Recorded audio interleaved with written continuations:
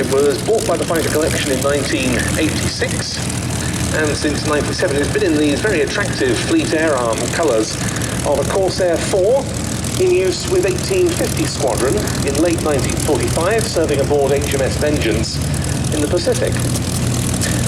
One little-known aspect of Corsair operations by the Royal Navy, incidentally, was their involvement in the sinking of the German battleship Tirpitz during Operation Tungsten in 1944. We tend to think of the Royal Navy Corsairs as serving almost exclusively in the Pacific, but they were also employed in Europe, including on that famous operation.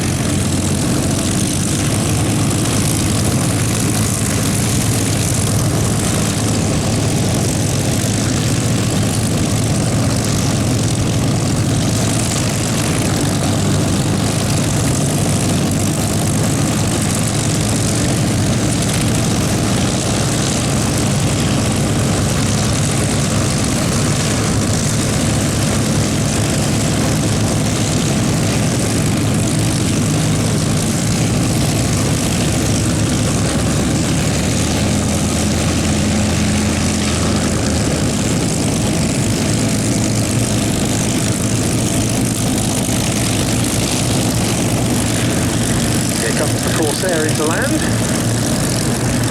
There's the first car ready for the finale of our display today, with the Wessex and the Sea King running on the grass flight line as well. We're in for a busy few minutes.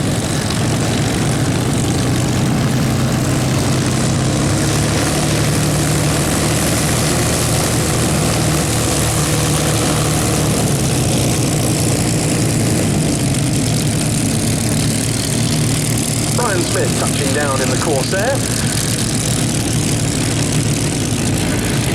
We saw his son Nick flying earlier in the Anglia Aircraft Restoration's Mustang.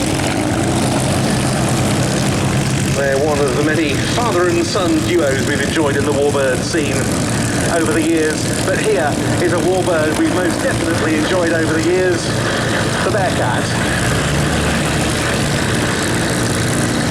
One of the earliest acquisitions by Fighter Collection in the early 1980s, and what a performer this is. Though I think the cloud base today just precluding some of the really spectacular penetrating vertical manoeuvres.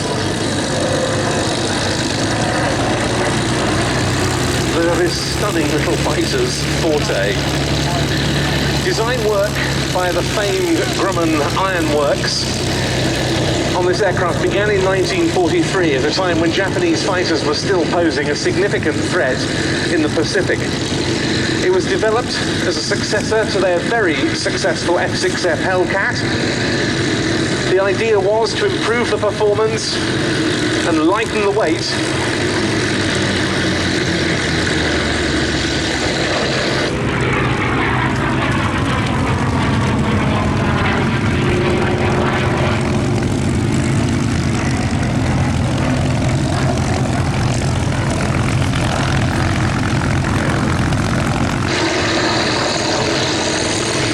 would of course come at a penalty, namely shorter range.